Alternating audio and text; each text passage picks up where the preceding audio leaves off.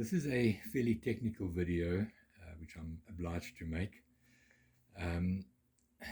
It's regarding what happens if you lose the settings, the factory settings of the speed controller as a result of an incorrect procedure that is followed in restarting the boat if it stalls out in the ocean. Now, I have explained already how to recalibrate the throttle lever, but there is a possibility that you could lose the ESC settings. Why this happens is fairly straightforward. In the boat is a trip switch, and when it trips, it's the same as you putting the power switch on the boat off. And for as long as it's tripped out, there is no power in the boat.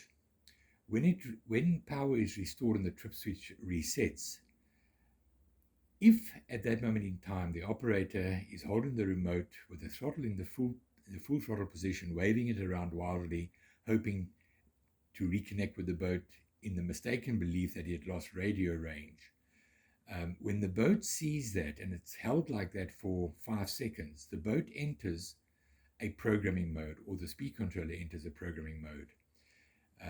So in other words, the operator has inadvertently entered an operating mode, and every subsequent stroke of that throttle lever will change settings on the speed controller. They're not all critical, and the boat will run in a fashion even though they've been changed, but each one is carefully selected by us to give the boat the best or optimum performance.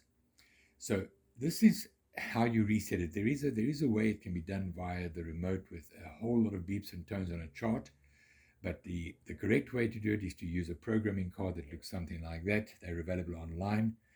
I will provide a link as to the exact location, but essentially it's a programming card, and it gives you the parameters that it covers include the brake on the motor, the battery type, what will happen when the current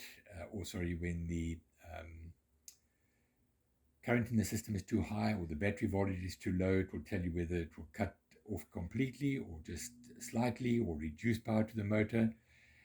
In what mode must it start? Must it have plenty of power when the boat takes off, or must it fire up slowly like a helicopter? And then, of course, the timing mode, which changes the amount of current, also the speed and power of the boat. So all these settings are vitally important, or are important, not vitally important, but are important to the proper operation of the boat. So the video will explain how you will be able to how to plug in the card and then reprogram these settings. This is the end of part 1. So to start, we basically have to remove the 4 screws that hold this plate down. And in case I forget later, when you put the 4 screws back, don't over tighten them. When they reach the bottom and they just touch on the plastic, just nip them up, don't over tighten. Otherwise you find that the bottom of this little plate breaks out because there's a gap between there, and then you have a huge hole and the screws don't hold the plate in place. So remove that. Now you've got to get to the wires, these wires here, and it's the next set down, so it makes it a little difficult. So what I'm going to recommend is using a thin steak knife like that, is that you just push that in behind the foam with the boat obviously in the off position. You put it in behind the foam so that you can break this little board, which is, interesting enough, it's called a breakout board. So you get it off the sidewall so that you can lift it up, so you can work better and reach the plug set that you want to get to. So you can't lift it very high, but you can now get to this. Now if you count them, you'll see that there are pin sets going down 1, 2, up to 8. There are 8 pin sets. The first one here, you can remove it. That's on pin set 1. You'll see the 3 pins, and the next pin set down, which is actually not number 2, it's number 3. So it's the 1 and 3. And you can also, important to note that the black's on the inside, and similarly when you put this back, the brown will be back on the inside. Anyway, continue. You pull that plug set out, and that's the lead that you've got to get to be able to plug the card in. Take the card, you plug it in where it says BEC, like that.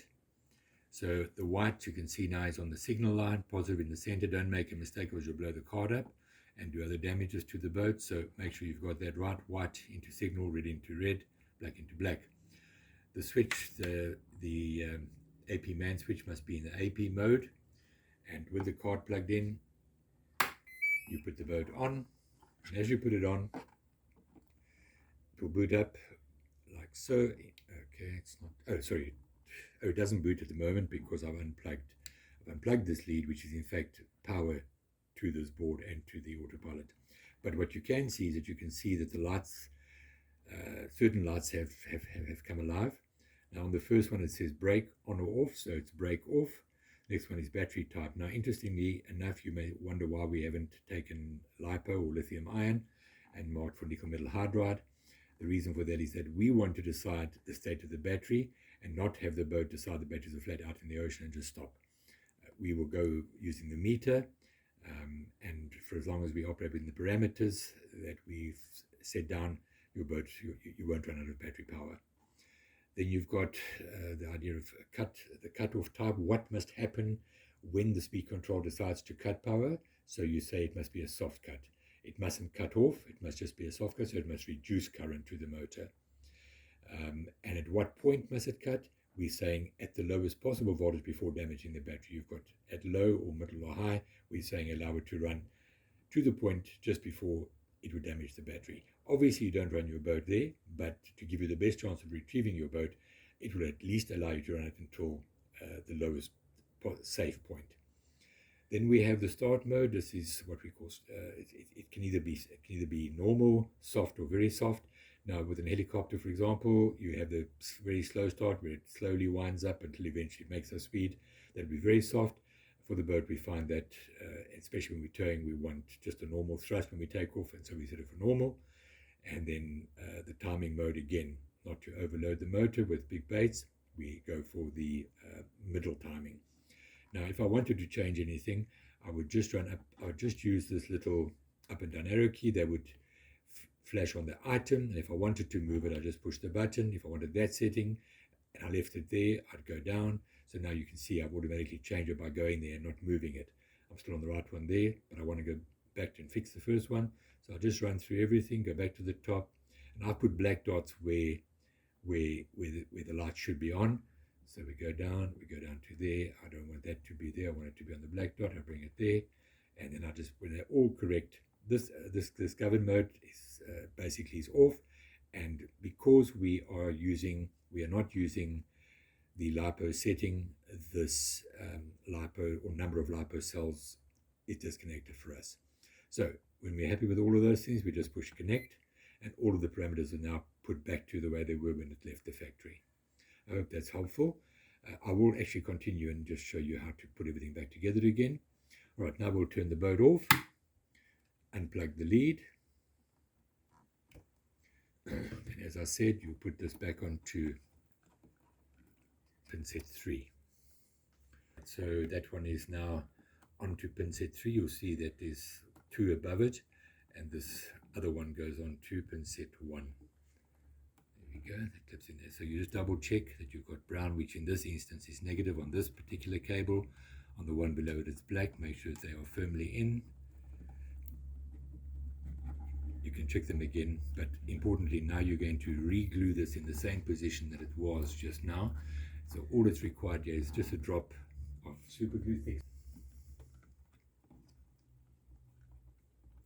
Okay, so just a drop of thick super glue down there like so, and then you can just push it back down roughly to where it was. Let's say knife that I use.